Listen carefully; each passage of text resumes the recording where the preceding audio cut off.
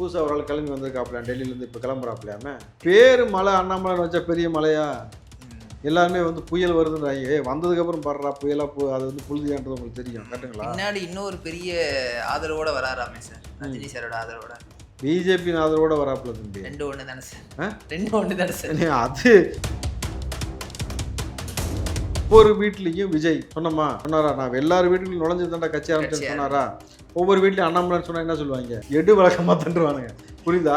அதனால தமிழ்நாட்டை பொறுத்த வரைக்கும் அந்த இதெல்லாம் இங்கே எடுபடாது தம்பி. காங்கிரஸ்க்கு ராஜ்யசபா சீட் கொடுத்தது வந்து ஒரு விமர்சனத்துக்குள்ள ஆகிருக்கு. ஏன்னா தாவேக்காலமே உழைச்ச நிறைய பேர் வந்து இருக்காங்க. அப்படி இருக்கும்போது கூட்டணிக்கு ஆல்ரெடி அவங்க டிஎம்கேலுமே ஒரு ராஜ்யசபா சீட் வாங்கியிருக்காங்க அப்படின்னும் போது அது இப்போ தேவைதானா அப்படின்ற ஒரு கேள்வி எழுதுங்க. அதுதான் முதல்வருடைய பெருந்தன்மை.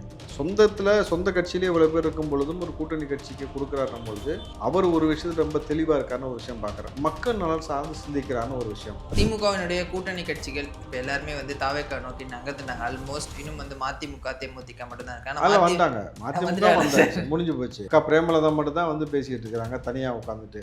நான் கேட்டால் துணை முதலமைச்சரே கொடுத்துருப்பாங்க சொன்னாங்களே சார். சொல்லுமா உங்களுக்கு என்ன, உங்கள் வாயு உங்கள் ஊருக்கு அடிச்சு விடுங்கன்ற மாதிரி அவங்க பாட்டுக்கு இஷ்டத்துக்கு சொல்ல வேண்டியது. திமுக வந்து தனித்தீவில் விடப்பட்ட அனாதை பிள்ளை போல வந்து நிச்சயமாக தனியாக விட்டுருவாங்க. என்ன காரணம் நினைக்கிறீங்க சார்? இவ்வளோ நாளாக வந்து வாய் கொழுப்பு, மக்களை பற்றின எந்த கவலையும் இல்லாது மாமன்னர்கள் போல உட்காந்துக்கிட்டு சொத்து சேர்த்துக்கிட்டு மக்களை எல்லாத்தையும் அடிமை நினைச்சுக்கிட்டு இருந்த அந்த ஒரு தன்மை தான் இன்னைக்கு வந்து அவங்களுடைய அழிவுக்கு காரணம். அதிமுக அவங்க கட்சிக்குள்ளே பல பிரச்சனைகள் இருக்கு, அங்கிருந்தும் நிறைய எம்எல்ஏக்கள் வருவாங்க அப்படின்னு சொல்லப்படுகிறது. வேணாம் தம்பி, அதாவது அதிமுக ஆமா நீங்க நல்லா போயிட்டு இருக்கும்போது திடீர்னு அதிமுக கட்சிக்கு வந்து தூக்கம் வருது. ஆனா இப்ப அந்த கட்சியில இருக்கக்கூடிய எம்எல்ஏக்கள் வந்து தாவேக்காக்கு வராங்க. ஆனா நீங்க அவங்கள விமர்சனம் பண்றீங்க ஊழல் கட்சி அப்படின்னும் போது இப்ப அங்க இருக்கக்கூடிய அதே எம்எல்ஏக்களை வந்து நீங்க கட்சியில சேர்த்துக்கிறீங்க அப்படின்னும் போது அது எப்படி சார் கரெக்டா இருக்கும்? அப்ப அங்க ஊழல் வேற ஸ்கூல்ல படிக்கிற புள்ள டிரான்ஸ்ஃபர் ஆகி இந்த ஸ்கூலுக்கு வந்தா சேர்த்துக்க மாட்டேன்னு எந்த பிரின்சிபலும் சொல்ல மாட்டாங்க. நான் பிரின்சிபல் யாரு, ஹெட் மாஸ்டர் யாருன்றதான் முக்கியம். அதை பொறுத்து தான் ஸ்டூடெண்ட் அதுக்கேற்ற மாதிரி இருக்கணும். திருச்சி கிழக்குல யார் நிற்க போறாரு அப்படின்ற ஒரு கேள்வி இருக்கு. விஜய் அவர்கள் சொல்லும்போது உங்க தொகுதியிலேருந்து ஒருத்தர் தான் நான் வந்து நிற்க வைப்பேன் அப்படின்னு சொல்லியிருந்தாரு. ஒரு நடிகர் ராகவா லாரன்ஸை நிற்க வைக்க போறாங்கன்ற மாதிரியான ஒரு பேச்சுக்கள்லாம் போயிட்டு இருக்கு சார். அது எந்த அளவுக்கு உண்மை இல்லை, இன்னும் அதிகாரப்பூர்வமாக தலைவர் சைட்லேருந்து வரல. அப்படி அது உண்மையாக இருந்தால் எல்லாருக்கும் மகிழ்ச்சி தான். ஏன்னா தொடர்ச்சியார் லாரன்ஸ் அவர்கள் வந்து மக்களுக்கு எவ்வளோ உதவி செய்கிறாரு, பிள்ளைகளை எவ்வளோ பிள்ளைகளை படிக்க வைக்கிறாரு, மாற்றுத்திறனாளி பிள்ளைகளுக்கு எவ்வளோ வந்து மாரல் சப்போர்ட்டாக இருக்கிறான்னு நம்ம பார்க்குறோம் பொழுது நல்ல சாய்ஸ் தான். அமைச்சர் கீர்த்தனா அவர்கள் வந்து ஒரு வீடியோ ஒன்று வெளியிட்டு போட்டிருந்தாங்க சார், ரீல்ஸ். அதாவது அதையே வந்து நிறைய பேர் விமர்சனம் பண்ணாங்க. இன்னும் அது ரீல்ஸ் முகத்திலே வந்துருக்காங்க. எங்கே போனாலும் வந்து கேமராவை தூக்கிட்டு போகிறாங்க. லூசு பசங்களாவீங்க. நான் கேட்குறேன் தம்பி, ஒரு விஷயம் மக்களுக்காக செய்கிறாங்கன்னா அது மக்கள்கிட்ட போய் சேரணும்ல. இன்னைக்கு மக்களுக்காக இறங்கி வேலை செய்கிற விஷயத்த மக்கள்கிட்ட கொண்டு போய் சேர்க்குறாங்கன்னும் பொழுது அது ரீல்ஸ்னு போகலாம். ஆமாம் ரீல்ஸ் தான். அந்த ரீல்ஸுன்றது என்னது, செஞ்ச வேலை. முன்ன மாதிரி உட்காந்து சின்ன பசங்க 2 பேர் ரீல்ஸ் போட்ட பசங்களை கூப்பிட்டு வந்து உட்காந்து முன்னாள் சிஎம்மாக இருக்கும்போது சேனலில் கூப்பிட்டு பண்ணிட்டு இருந்தால அது கிடையாது. அவருடைய மகன் வந்து நைட்டு ஏதோ ரீல்ஸ் பார்க்குறேன்னு சொல்லிட்டு காலை தடவினாரு, ரீட்வீட் ஆகிடுன்னு சொல்லி ஒரு பஞ்சாயத்து போச்சுல, அந்த மாதிரி கிடையாதுல்ல. செய்த வேலையே மக்கள்கிட்ட கொண்டு போய் சேர்க்குறாங்க. இப்போ இதுதான் சார் உண்மையான புரட்சி, உண்மையான சமூக நீதி. திரு விஜய் அவர்கள் இப்போ பண்ணது தானே. ஆமாம், அவங்க வந்து நாங்கள் தான் சமூக நீதியினுடைய தலைவர். சமூக நீதியை சவப்பட்டியில் ஏற்றிய கட்சி தான் திமுக தம்பி. தொடர்ச்சியாக சமூக நீதியை சவப்பட்டியில் ஏற்றி பிணங்கள் மீது சிம்மாசனம் அமைத்து அதில் உட்கார்ந்தவங்க தான் திமுக. தொடர்ச்சியாக நீங்கள் பார்த்தீங்கன்னாக்கா எத்தனை கொலைகளாக இருக்கட்டும், நீங்கள் வந்து கள்ளச்சாராய மரணம் 2 முறை நடந்ததாக இருக்கட்டும், அவங்க அது வந்து அவங்களுக்கு ரொம்ப டேக் இட் ஈஸியாக நடந்துக்கிற விஷயம். நான் உண்மையான சமூக நீதின்றது ஒரு சமூக நீதி காவலனாக இன்றைக்கி தளபதி விஜய் அவர்களை பார்க்குறாங்கன்னும் பொழுது சாதி அடையாளங்களை உடைத்து சாமானிய மக்களுக்கு முகவரியை கொடுத்து அவனை எம்எல்ஏ வாக்கி அவனை அழகு பார்த்து பதவியில் உட்கார வச்சு அதை தாண்டி இந்த மதம் அந்த மதம்ன்ற எந்த ஒரு பாகுபாடும் இல்லாமல் எல்லாத்துக்கும் நீங்கள் அமைச்சர் பெருமக்கள் எல்லாத்தையும் பட்டியலத்தில் வந்து எல்லா நபர்களையும் போட்டு தேவையில்லாமல் உட்பிரிவை உட்படுத்த வேண்டாம் அப்படின்ற மாதிரி எல்லாத்தையும் சமமாக அரவணைச்சு கொண்டு போகக்கூடிய ஒரு தலைவன் இருக்கக்கூடிய இந்த இடத்துல இதற்கு மேல் சாதியை தூக்கிட்டு யார் வந்தாலும் சரி, புதுசாக ஒரு ஆள் கிளம்பி வந்திருக்காப்ல டெல்லியிலேருந்து இப்போ கிளம்புறாப்லையாம வந்துடுவார் சார். பேசிட்டு இருக்க நேரம் பேர் மலை அண்ணாமலைன்னு வச்சா பெரிய மலையா? எல்லாருமே வந்து புயல் வருதுன்றாங்க வந்ததுக்கப்புறம் படுறா புயலாக அது வந்து புழுதியான்றது உங்களுக்கு தெரியும் கரெக்டுங்களா? பின்னாடி இன்னொரு பெரிய ஆதரவோட வராராமே சார், ரஜினி சாரோட ஆதரவோட, பிஜேபியின் ஆதரவோட வராப்புல தம்பி. 2-1 தானே சார், 2-1 தானே சார். அதாவது முழுக்க பிஜேபியுடைய ஆதரவில் அங்கேருந்து வந்து வராப்புல. ஏன்னா அண்ணாமலை வந்து தனியாக கட்சி ஆரம்பிக்கிறாராம். ஒரு கட்சி தமிழ்நாட்டுக்குள்ளே ஆரம்பிக்கணும்னா எத்தனை கோடி வேணும் தெரியுமா உங்களுக்கு? ஒரு இன்னைக்கு மத்தியில் ஆளக்கூடிய பிஜேபியோடைய மாநில தலைவராக இருக்கும் பொழுது அவர் வீட்டு வாடகையும் அவர் கார் வாடகையும் அவருடைய டிரைவருக்கு சம்பளமும் அவருடைய பிஏக்கு சம்பளத்தையும் 4 நண்பர்கள் தான் கொடுத்தாங்கன்னு அவரே பிரஸ் மீட்டில் சொல்லியிருக்காரு. அப்போ அதுக்கே வக்கில் அதால் எப்படி கட்சி ஆரம்பிக்க முடியும்? அப்போ காசு எங்கேருந்து வருது? அப்போ நான் பிஜேபியில் இல்லைன்னு சொல்கிறது எவ்வளோ பெரிய பொய்யான விஷயம் உங்களுக்கு புரியுதா? முழுக்க முழுக்க பிஜேபி வந்து அதிமுக திமுக வச்சு தமிழ்நாட்டுக்குள்ள வரணும்னு பார்க்கும்பொழுது வர முடியல. இப்போ திராவிட கட்சிகளை நம்பி வழி இல்லை. இப்போ யங்ஸ்டர்ஸ் வந்து எப்படி தளபதி விஜய் அவர்கள் ஆதரிக்கிறாங்களோ அது போல் இவரை உள்ளே இறக்கி விட்டாக்கா இவரை வந்து விஜய் நினச்சிப்பாங்க எல்லாரும். ஆனால் அவருக்கு இருந்த ஆதரவு எட்டி படிக்கிற அளவுக்கு திரு அண்ணாமலை அவர்களுக்கு இருக்கா செல்வாக்கு? தம்பி இங்கேயும் இருக்காரு. ஒவ்வொரு வீட்லேயும் விஜய் சொன்னாரா? நான் எல்லார் வீட்டுலையும் நுழைஞ்சு தாண்டா கட்சி ஆரம்பிச்சேன்னு சொன்னாரா? ஒவ்வொரு வீட்லையும் அண்ணாமலைன்னு சொன்னால் என்ன சொல்லுவாங்க? எடு வழக்கமாக தண்டுருவானுங்க. புரியுதா? அதனால் தமிழ்நாட்டை பொறுத்த வரைக்கும் அந்த இதெல்லாம் இங்கே எடுபடாது தம்பி. அண்ணாமலை வந்து கூடுதலாக வந்து 2 விஷயம் பண்ண முடியும் தம்பி. ஒன்று, இது வரைக்கும் விழுந்துக்கிட்டு இருந்த பிஜேபி ஓட்டை அவர் வாங்குவார். 2வது விஷயம், திமுக வந்து கொஞ்சம் ஏதாவது அவங்கள வந்து அடித்து இதுக்கு பண்ணிவிட்டு அதுக்கப்புறம் அந்த இடத்துல நம்ம வரலாமான்னு பார்ப்பாரு தவிர அதை தாண்டி டிவி கேட்ட வந்து அண்ணாமலை வருவதற்கெல்லாம் வாய்ப்பே கிடையாது. ஒரு வாரியர்ஸே அவன் பண்ணுற ரிப்ளைக்கே அவரால் தாக்க முடியாது. இதுக்கு பருத்தி மூட்டை குடோன்ல இருக்கலாமே சார். இதுக்கு இல்லை, அது வெளியில் வருதுன்னு வச்சுங்களேன், அது பெருசாக எப்பயுமே கொஞ்சம் ஊதி பெருசாகிடும் தம்பி. நமக்கு ஒரு வத்துக்கு வச்சு பார்த்தாதா?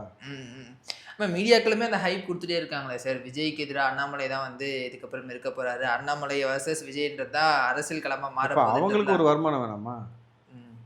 அந்த கம்பேரிசனே முதல்ல தவறு தானே சார். அவர் இன்னைக்கு எங்கேயோ இருக்காரு. இப்போதான் கட்சி ஆரம்பிக்க போய் இது வரைக்கும் வந்து எம்எல்ஏ இருந்ததுக்கு எதுவுமே கிடையாதுன்னும் போது எதுக்கு இவ்வளோ ஹைப்? மத்தியில் பிஜேபி ஆட்சி அமைச்சு மாநில தலைவராக இருக்கும்பொழுது கோயம்புத்தூரில் தோற்று போயாச்சு, அரவக்குறிச்சியில் தோற்று போயாச்சு, தொடர்ச்சியாக தோல்வியை தழுவிய ஒரு நபர் ஒரு பொதுவெளியில் வந்து ஒரு அரசியல் நிகழ்வை எப்படி ஹேண்டில் பண்ணணும்னு தெரியாமல் சட்டையை அவுத்து போட்டு சாட்டையில் அடிச்சுட்டு சுற்றினாலே ஊடகவியலாளர்களை உட்கார வச்சுக்கிட்டு 1000 வாங்கி 2000 வாங்கி குரங்கு மாதிரி ஏன் தவறுன்னு சொல்லி கேவலமாக பேசக்கூடிய ஒரு நபர் வந்து இப்போ புதுசாக கட்சி ஆரம்பித்தோடனே அவர் வந்து உச்சி மிகுந்து தமிழ்நாட்டு மக்கள் தலையில் தூக்கி வச்சு கொண்டாட போகிறாங்களான்னு. பிஜேபி வாடையோடு எவனும் வந்தாலும் சரி, பிஜேபி ஆடையோடு வந்தாலும் சரி, இங்கே நம்ம தமிழ்நாட்டு மண்ணில் இடம் கிடையாது பொழுது அண்ணாமலை இல்லை, அமித்ஷா இல்லை, யார் வேணாலும் தமிழ்நாட்டில் வந்து நீங்கள் வந்து புதுசாக கட்சி ஆரம்பிங்க. நாளைக்கு மோடியே நான் பிஜேபி விட்டு விலகிட்டேன், நான் தமிழ்நாட்டில் வந்து நான் தமிழ் கற்றுக்கிட்டு ஒழுங்காக நான் தனியாக ஒரு கட்சி ஆரம்பிக்க போகிறேன்னு சொன்னாலும் நம்ம ஊர் ஆளுங்க தெளிவான ஆளுங்க. வந்தையா சாப்பிட்டியா உட்காந்தியா தூங்குனியா போயிட்டே இருந்துருவாங்க.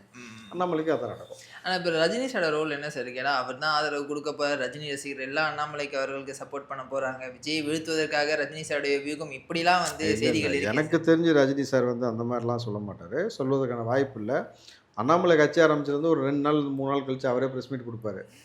நீங்கள் பாருங்கள், அதுக்கப்புறம் நம்ம அதை பற்றி டீட்டெயிலாக பேசுவோம் சார். இன்னொரு புறம் வந்து காங்கிரஸ்க்கு ராஜ்யசபா சீட் கொடுத்தது வந்து ஒரு விமர்சனத்துக்குள்ளே இருக்குது சார். ஏன்னா தாவேக்காலையுமே உழைச்ச நிறைய பேர் வந்து இருக்காங்க. அப்படி இருக்கும்போது கூட்டணிக்கு ஆல்ரெடி அவங்க டிஎம்கேலையுமே ஒரு ராஜ்யசபா சீட் வாங்கியிருக்காங்க அப்படின்னும் போது அது இப்போ தேவைதானா அப்படின்ற ஒரு கேள்வி எழுதில்லை சார். அதுதான் முதல்வருடைய பெருந்தன்மை. அது வேற என்ன கூட்டணி கட்சிக்கு கொடுத்துருக்கலாமே சார். சொந்த இல்லை நீங்கள் அது டிசைடட் ஃபேக்டர் அவர் தான், அதை நம்ம விமர்சிக்க முடியாது. புரியுதுங்களா?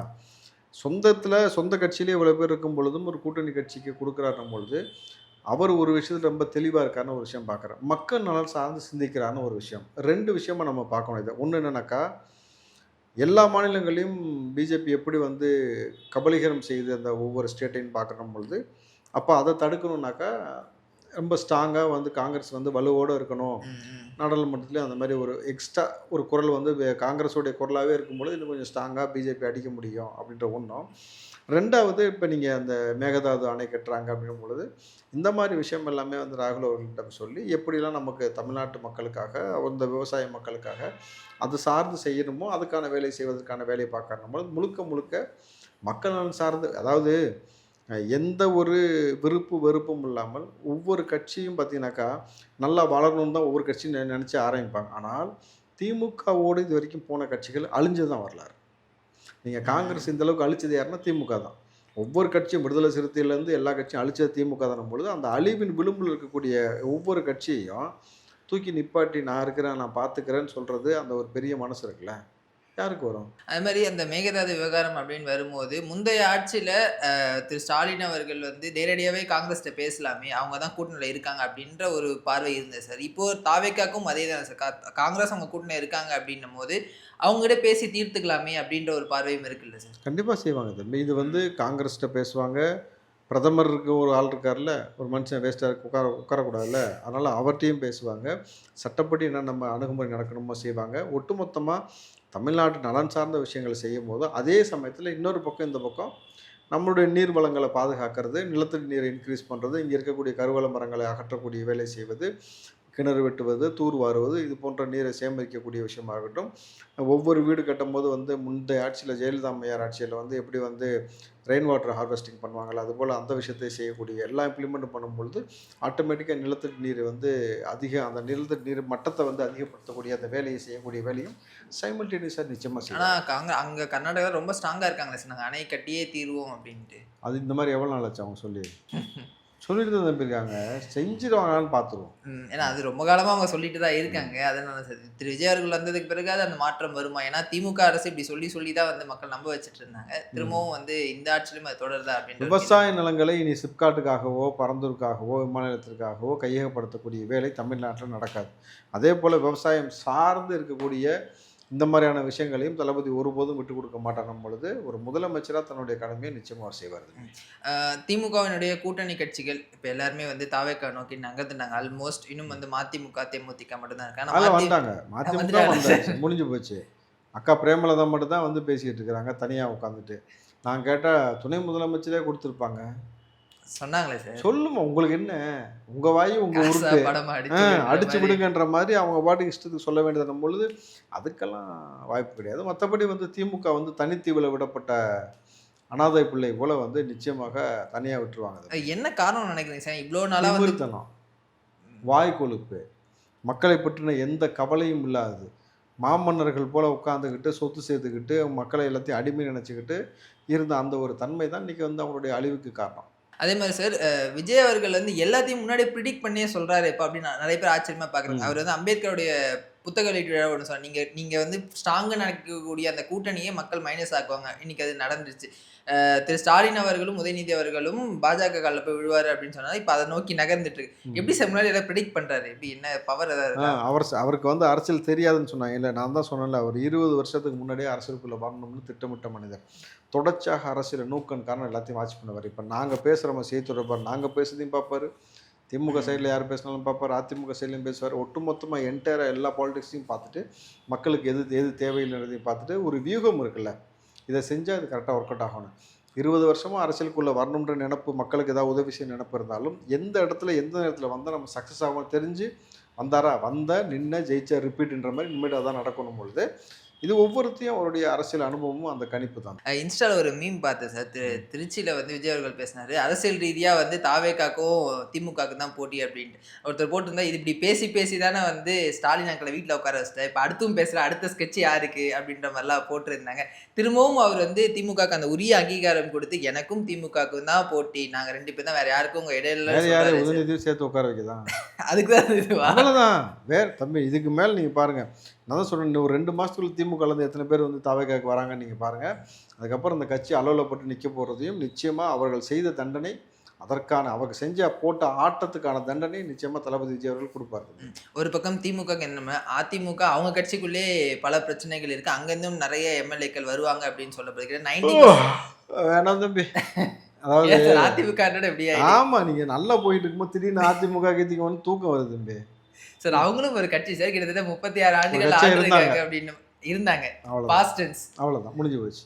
ஆனால் இப்போ அந்த கட்சியில் இருக்கக்கூடிய எம்எல்ஏக்கள் தாவேக்காக்கு வராங்க. ஆனால் நீங்கள் அவங்கள விமர்சனம் பண்ணுறீங்க ஊழல் கட்சி அப்படின்னும் போது, இப்போ அங்கே இருக்கக்கூடிய அதே எம்எல்ஏக்களை நீங்கள் கட்சியில் சேர்த்துக்கிறீங்க அப்படின்னும் போது அது எப்படி சார் கரெக்டாக இருக்கும்? அப்போ அங்கே ஊழல் வேறு ஸ்கூலில் படிக்கிற புள்ள ட்ரான்ஸ்ஃபர் ஆகி இந்த ஸ்கூலுக்கு வந்தால் சேர்த்துக்க மாட்டேன்னு எந்த பிரின்சிபலும் சொல்ல மாட்டாங்க. நான் பிரின்சிபல் யார், ஹெட் மாஸ்டர் யாருன்றதான் முக்கியம். அதை பொறுத்து தான் ஸ்டூடெண்ட் அதுக்கேற்ற மாதிரி இருக்கணும். இங்கே சிஎம் யார், தளபதி விஜய் அவர்கள். எந்த ஸ்கூல்லேருந்து வேணால் ட்ரான்ஸ்ஃபர் ஆகிவான், ஆனால் என் ஸ்கூலுக்கு வந்துட்டேன்னா நான் சொல்கிறது தான் ரூல்ஸு, என் ரூல்ஸுக்கு கட்டுப்பட்டு தான் நீ இருக்கணும். கரெக்டுங்களா? அதுதான் ஸ்ட்ராட்டஜி சார். திருச்சி கிழக்கில் யார் நிற்க போகிறாரு அப்படின்ற ஒரு கேள்வி இருக்குது. விஜய் அவர்கள் சொல்லும்போது உங்கள் தொகுதியிலேருந்து ஒருத்தர் தான் நான் நிற்க வைப்பேன் அப்படின்னு சொல்லியிருந்தாரு. நீங்கள் எதுவும் நிற்கிறதுக்கு வாய்ப்பு இருக்கா சார்? நான் திருச்சியில் அவ்வளோதான், நான் தெளிவாக சொல்லு, நான் திருச்சி கிடையாது, அது முதலமைச்சருடைய கையில் தான் இருக்குது. ஒரு நடிகர் ராகவா லாரன்ஸை நிற்க வைக்க போகிறாங்கன்ற மாதிரியான ஒரு பேச்சுக்கள்லாம் போயிட்டுருக்கு சார். அது எந்த அளவுக்கு உண்மை? அது இல்லை, இன்னும் அதிகாரப்பூர்வமாக தலைவர் சைட்லேருந்து வரல. அப்படி அது உண்மையாக இருந்தால் எல்லாருக்கும் மகிழ்ச்சி தான். ஏன்னா தொடர்ச்சியாக லாரன்ஸ் அவர்கள் மக்களுக்கு எவ்வளோ உதவி செய்கிறாரு, பிள்ளைகளை எவ்வளோ பிள்ளைகளை படிக்க வைக்கிறாரு, மாற்றுத்திறனாளி பிள்ளைகளுக்கு எவ்வளோ மாரல் சப்போர்ட்டாக இருக்கிறாரு நம்ம பார்க்குறோம் பொழுது நல்ல சாய்ஸ் தான். தளபதி முடிவு பண்ணுறது தான். அவர் என்ன யாரை முடிவு பண்ணாலும் தம்பி கன்ஃபார்ம் அவங்க எம்எல்ஏ. கரெக்டுங்களா? அதில் எந்த மாற்று கருத்தும் இல்லை. அது லாரன்ஸாக இருந்தாலும் சரி, சாதாரண மனுஷனாக இருந்தாலும் சரி, இல்லை கட்சிக்குள்ளே இது வரைக்கும் இல்லாமல் திடீர்னு ஒரு யங்ஸ்டர்ஸை கூப்பிட்டு அவர் நிற்க வச்சாலும் சரி, அவங்க நிச்சயமாக எம்எல்ஏன்னும் பொழுது அது முதலமைச்சருடைய, எங்கள் கட்சியின் தலைவருடைய சாய்ஸ் தான். சார் நீங்கள் தாவேக்கா ஆட்சிக்கு வந்ததுக்கு பிறகு திமுக ஓரளவுக்கு செயல்ண்டாங்க. அதிமுக சுத்தமாக இல்லை. இன்னொருத்தரும் காணாமல் போயிட்டார். அவர் ரொம்ப நாளாக ஆளையே காணோம். அண்ணன் சீமான் அவர்கள். என்ன நிலவரம் ஆகுது? அது நல்ல பாட்டு தம்பி. பாலூட்ட ஒரு பிள்ளை அழைக்கின்றது, நான் படும் பாட்டை ஒரு பிள்ளை ரசிக்கின்றது. கேட்டிருக்கீங்களா அந்த பாட்டு? இல்லை திடீர்னு என்னமோ அந்த பாட்டு ஞாபகம் ஏன் சார் வந்துச்சு. அது இல்லை இப்போ திடீர்னு ஞாபகம் வந்துச்சு. அண்ணன் எப்படி இருக்காரு சார்? அண்ணன் எப்படி இருக்காரு? அது எனக்கு தெரியல தம்பி. என்ன சார் அண்ணனை வந்து ஊடகமும் பார்க்க முடியல, யாரும் பார்க்க முடியல. அண்ணன் கொஞ்சம் பிஸியாக இருப்பார்னு நினைக்கிறேன். தனிமையில் இருக்காரு சார். இதைத்தானே முன்னாடியே சொன்னோம். இந்த பேச்சு பேசாத, லெஃப்ட்ல நின்று ரைட்ல நின்று குறுக்க நின்று லாரி அடிபட்டு செத்து போன்னு சொன்னப்போ இப்போ லாரியில் மிதிப்பட்ட மாதிரி இருக்கிறது யாரு? அதுதான் அந்த ஆணவ பேச்சு தான் அழிவில் கொண்டு போய் விடுதுன்னும் பொழுது திரும்ப இது பத்தாதுக்கு கூட சாட்டையை வேற தூக்கிட்டு சுற்றுறது, நீங்கள் சாட்டையை வச்சுட்டு சுற்றுறது, இன்னொரு ஆள் சாட்டையை வச்சு அடிச்சுக்கிட்டு சுற்றுறது. இந்த 2 கேட்டகரிக்குள்ளே தான் தமிழ்நாடு மாட்டிக்கிட்டு இருந்துச்சு. மொத்த பேரும் வாஷ் அவுட்டு. இப்போ தமிழ்நாடு நீட்டாக இருக்கா? விஜய் சாரை பார்த்து வந்து இப்போ அவரும் வந்து ப்ரெஸ் எல்லாம் மீட் பண்ண மாட்டேன், அவர் அப்படிதான் பண்ணாரு, நானும் அப்படியே பண்றேன் அப்படின்னு சொல்றாரு. ப்ரெஸ்ஸே பார்க்கறது இல்லையா? இவர் சிஎம் தம்பி, பண்ணாலும் பண்ணாட்டியா? நீங்கள் யாரு? இல்லை எலெக்ஷனுக்கு முன்னாடி சார், முன்னாடியுமே அவர் வந்து ப்ரெஸ்ஸை பார்க்கறது இல்லை. நான் அவர் மட்டும் பண்ணுறேன், நானும் பண்ணுறேன் அப்படின்னு அண்ணா அடம் பிடிச்சிட்டு இருக்காரு. முடியும், ஒன்றும் தப்பு இல்லை. ஏன்னா அவருக்கு அந்த வெளிச்சம் வந்ததே மீடியாவில் டெய்லி பேசுறதுனால தான் வந்து அந்த வாக்கு சதவீதம் கூட அவருக்கு வந்தது அப்படின்ற ஒரு பார்வை இருக்கு. இப்போ அந்த பல்பு உடச்சிக்கிட்டது யாரு? அவ்வளோதான். இப்போ அதுவும் இல்லைன்னா அவர் நிலைமை என்னதான் சார்? அவர் நம்பி அவ்வளோ தம்பிகள் இருக்காங்க. எங்கே இருக்காங்க? அவர் நம்பி 2 புள்ள இருக்குது. எனக்கு தெரிஞ்சு அவ்வளோதான். எந்த தம்பியும் கிடையாது. 4% வாங்கியிருக்காருல்ல சார்? 4% வாங்கியிருக்காருல்ல? எல்லா தம்பியும் என்ன மனநில இருக்காங்கன்னு எனக்கு தெரியும். உன் கூட வந்து நான் குப்பை கொட்டினதுக்கு ஒவ்வொரு முறையும் கேவலப்பட்டு நிற்கிறேன் இதான் அப்படின்ற மாதிரி தான் அவனுடைய புலம்பலாக இருக்கு. நம்மளுது விடுங்க, அண்ணனே பாவம் கொஞ்சம் அமைதியாக கொஞ்சம் ரெஸ்ட் எடுத்து வருவார். எங்கே போயிட போகிறாரு? திடீர்னு ஒரு நாள் உண்டியில் தூக்கிட்டு வருவார் தம்பி. திடீர்னு ஒரு கூட்டம் போடுவார் தம்பி. கலெக்ஷன்றப்ப அண்ணா வந்து கரெக்டாக வந்துடுவார். நீங்கள் பார்க்கலாம். திமுக அமைச்சர்கள் வந்து எல்லா இடங்கள்லையும் பம்பரமாக வேலை செய்யறது நம்ம பார்க்கலாம் சார். குறிப்பாக வந்து கல்குவாரிகளை நிறைய இடத்தை மூடினது வந்து மக்கள் மத்தியில் ஒரு மிகப்பெரிய வரவேற்பை பெற்றிருந்தது அமைச்சர் பிரபு அவர்கள் தான். ஏன்னா கல்குவாரியை தொடர்றது வந்து அவ்வளோ ஈஸி கிடையாது சார். நம்ம முன்னாடி பார்த்துருக்கோம் எவ்வளோ பிரச்சனைகள் வரும் அப்படின்றது. அவர் வந்து அசால்ட்டாக போய் ஆய்வு பண்ணுறாரு, டக்குன்னு மூறாரு அப்படின்னு சினிமாவில் பார்க்குற மாதிரி இருக்கே சார் அவருடைய ஆக்ஷன்ஸ்லாம். அசால்ட்டாக போயின்னா அவருக்கு வந்து அந்த அளவுக்கு தளபதி அவர்களுடைய ஃபுல் சப்போர்ட்.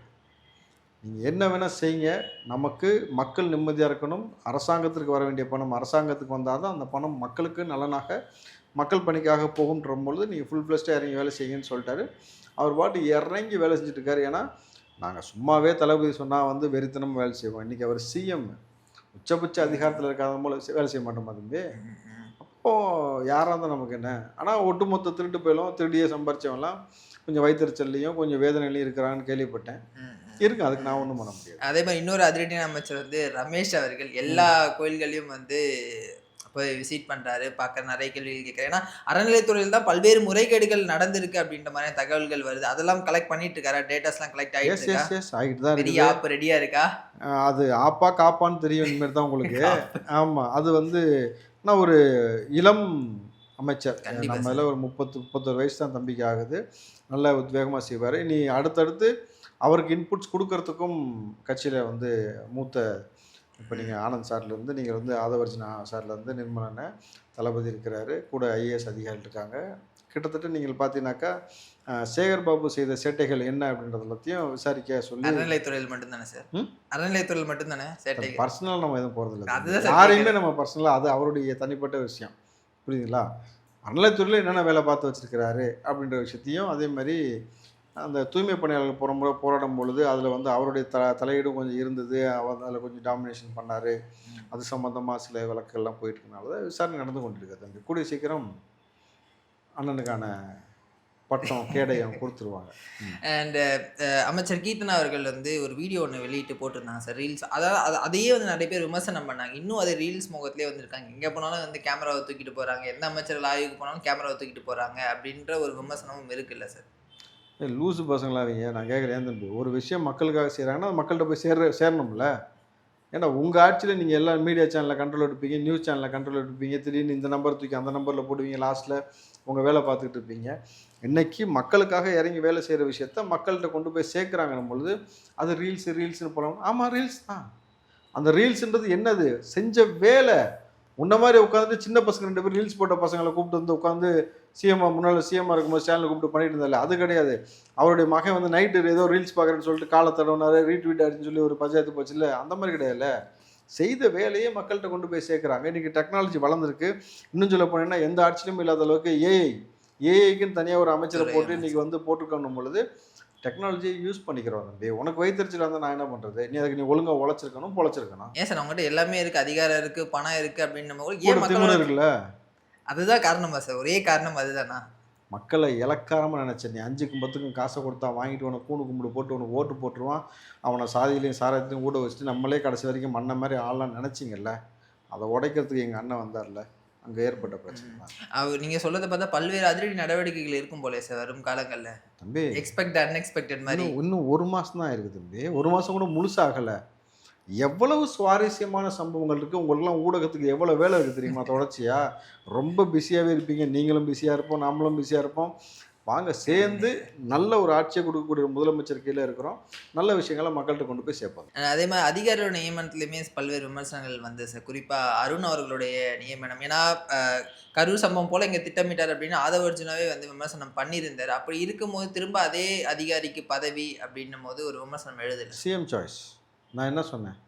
எந்த ஸ்கூல்லேருந்து வேணால், எந்த பிள்ளை எந்த ஊர்லேருந்து வேணால் ட்ரான்ஸ்ஃபர் ஆகி வரலாம். இந்த ஸ்கூலுக்குள்ளே வந்துட்டேன்னா இங்கே ஹெட் மாஸ்டர் யார்? அவர் கண்ட்ரோலில் தான் எல்லாம் பொழுது இங்கே தலைமை யார்? முதலமைச்சர் அவர்கள்.